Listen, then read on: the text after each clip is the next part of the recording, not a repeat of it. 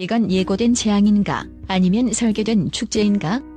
TV 조선 미스트롯사의 열기가 영하의 기온을 누길 만큼 뜨겁습니다.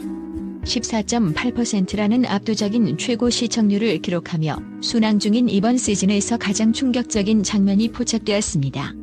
바로 본선 2차 한대1 데스매치에서 12세의 감성 천재 윤윤서가 예선 준우승자인 가야금 병창 홍성윤을 지목한 것입니다. 대기실의 모든 참가자가 탄식을 내뱉고 마스터 장윤정조차 윤서야 왜 그랬니라며 입을 다물지 못한 이 선택. 지금부터 이 대결이 왜 단순한 경연 그 이상의 가치를 지니는지 5가지 핵심 포인트로 심층 분석합니다. 첫째, 이 대결은 뉴미디어 대중성과 정통 예술성의 정면 승부라는 점에서 업계에 비상한 관심을 모으고 있습니다. 윤윤서는 이미 유튜브 구독자 105만 명을 거느린 거대 인플루언서로 MZ세대부터 중장년층까지 아우르는 강력한 디지털 영향력을 확보하고 있습니다. 그녀의 무대는 화려한 기교 대신 누군가의 일기를 훔쳐보는 듯한 공감의 서사를 무기로 합니다.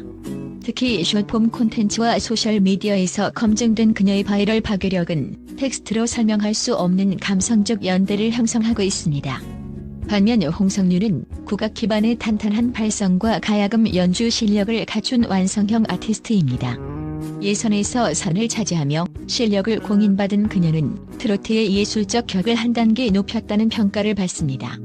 이는 전통적인 엘리트 코스를 밟아온 예술적 엄숙함과 현대적 소통 방식을 앞세운 대중적 친밀함의 충돌입니다.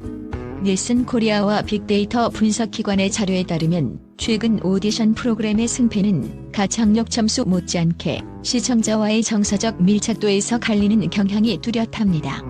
즉, 대중이 사랑하는 친근한 목소리와 전문가가 인정하는 고급스러운 소리 중 시청자와 마스터의 심장이 어느 쪽으로 기울 것인가가 이 대결의 본질입니다. 이는 단순히 두 참가자의 승부를 넘어 2020년대 후반 대한민국 엔터테인먼트가 지향해야 할 가치가 기술적 완결성인가 아니면 정서적 교감인가를 묻는 거대한 질문과도 같습니다. 둘째, 윤윤서가 선택한 다윗의 돌팔매 전략이 가져올 파괴력에 주목해야 합니다. 보통 데스매치에서는 자신보다 약한 상대를 골라 안정적으로 생존하는 것이 정석입니다. 그러나 윤윤서는 가장 강력한 우승 후보 중 한 명인 홍성윤을 호명하며 정면 돌파를 선택했습니다. 이는 오디션 프로그램 특유의 언더독 효과를 극대화하는 고도의 심리전일 수 있습니다. 심리학적으로 대중은 강자에게 도전하는 약자의 서사에 본능적인 지지를 보냅니다. 특히 12세 어린 소녀가 거인 같은 실력적 홍성윤에게 도전장은 내미는 모습 그 자체가 강력한 영상 서사가 되어 시청자들의 감정이입을 유도합니다. 만약 여기서 윤윤서가 승리하거나 승리하지 못하더라도 비등한 무대를 보여준다면 그녀는 단순한 참가자를 넘어 시대의 서사를 품은 별로 격상됩니다. 이는 리스크가 큰 만큼 리턴도 확실한 하이 리스크 하이 리턴의 정석입니다. 업계 분석가들은 윤윤서의 이러한 선택이 단순한 무모함이 아니라 자신의 팬덤 화력과 시청자들의 심리를 정확히 꿰뚫은 전략적 포석이라고 평가합니다.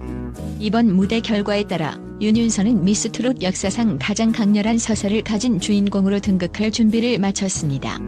셋째, 기술적 완벽함이 오히려 독이 될 수 있는 오디션의 역설이 홍성윤에게는 가장 큰 숙제입니다.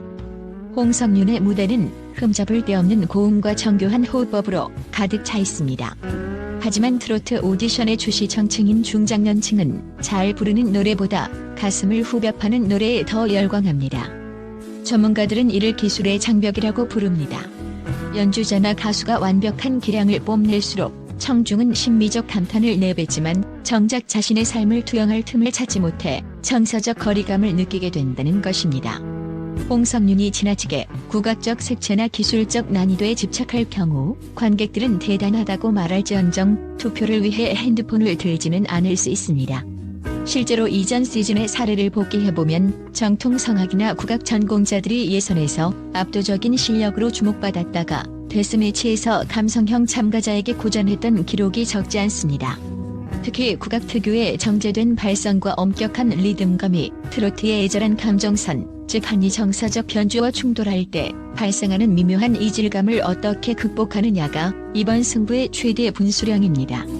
홍석류는 이번 무대에서 가야금이라는 도구적 장점을 넘어 그 선율 뒤에 숨겨진 인간적인 뜨거움과 트로트 특유의 투박하지만 진한 꺾기를 어떻게 조화시키느냐에 따라 생존 여부가 결정될 것입니다.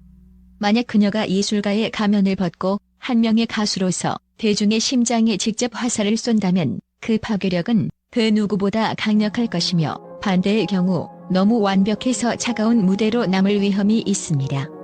넷째, 마스터 군단의 심사 기준 변화와 오터킬이라 시스템의 압박이 대결의 긴장감을 더합니다. 이번 시즌은 기존 7터킬이라 체제에서 5터킬이라로 최종 생존의 문턱을 대폭 낮췄습니다. 이는 실력자들이 대거 포진한 이번 시즌에서 단 한 번의 실수도 용납되지 않는 서바이벌의 냉혹함을 의미합니다. 단순히 탈락이 아니라 순위 밖으로 밀려나는 것에 대한 두려움은 참가자들에게 극한의 심리적 부담을 줍니다. 특히 마스터 장윤정이 직접 곡을 쓰고 프로듀싱하는 우승자 특전 그룹 송혜택까지 걸려있어 마스터들이 요구하는 전문성과 시장성에 대한 심사 잣대는 그 어느 때보다 엄격하고 다각적입니다. 특히 주목할 점은 마스터 군단 내의 철학적 충돌입니다. 박선주 마스터가 홍석윤에게 보냈던 은한영의 재림이라는 극찬은 한국 가요사의 정통성을 계승한 기술적 완벽함에 기반합니다. 반면 스포츠 정신과 인간적 서사를 중시하는 박세리 마스터가 윤윤서에게 보냈던 눈물 섞인 공감은 노래를 통한 인간 대 인간의 교감의 가치를 둡니다. 이처럼 심사위원들 사이에서도 아티스트로서의 격조와 대중적 공감 능력을 두고 유례없는 격론이 벌어질 수밖에 없습니다. 현장 관계자의 전언에 따르면 이번 데스매치 녹화 당시 마스터들의 심사 시간은 평소보다 2배 이상 길어졌으며 투표 버튼을 누르기 직전까지 서로의 심사평에 반론을 제기할 정도로 치열한 분위기였다고 합니다. 이러한 시스템적 압박은 결국 참가자들에게 당신은 어떤 가수가 되고 싶은가? 라는 본질적인 질문을 던지며 단순한 경연 넘어선 고도의 전략 싸움을 유도하고 있습니다. 마지막으로 이번 대결의 결과가 호스트 이명웅, 송가인의 새로운 정의를 내릴 것이라는 점입니다.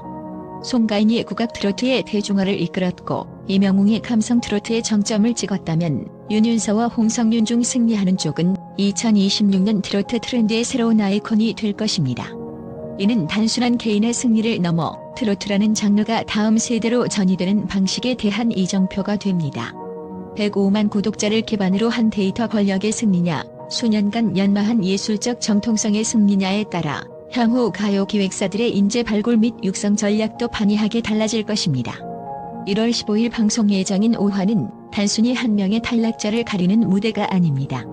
대한민국 트로트판이 다시 한번 정통의 깊이로 회귀할 것인가, 아니면 뉴미디어 감성으로 재편될 것인가를 결정짓는 역사적인 분수령이 될 것입니다. 대중은 이미 세련된 편곡과 화려한 무대 연출에 익숙해졌지만 결국 본질적인 감동은 가수의 목소리 하나에 실린 진정성에서 나옵니다. 과연 12세 소녀 윤윤서의 때 묻지 않은 진심이 홍석윤이라는 거장이 쌓아올린 기술적 금자탑을 넘어설 수 있을까요? 산업 전문가들은 이번 대결이 가져올 경제적 파급 효과에도 주목합니다. 누가 승리하든 그 결과는 즉각적인 팬덤의 이동과 광고 시장의 지각 변동으로 이어질 것이며 미스트롯사의 최종 흥행 지표를 결정짓는 결정적 무대가 될 것입니다.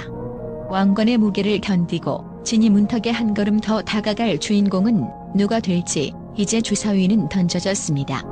전 국민의 시선이 TV조선으로 향하고 있는 지금, 이번 무대는 결과가 발표되는 마지막 순간까지 단 한순간도 눈을 뗄 수 없는 말 그대로 대한민국 트로트사의 운명의 시간이 될 것입니다.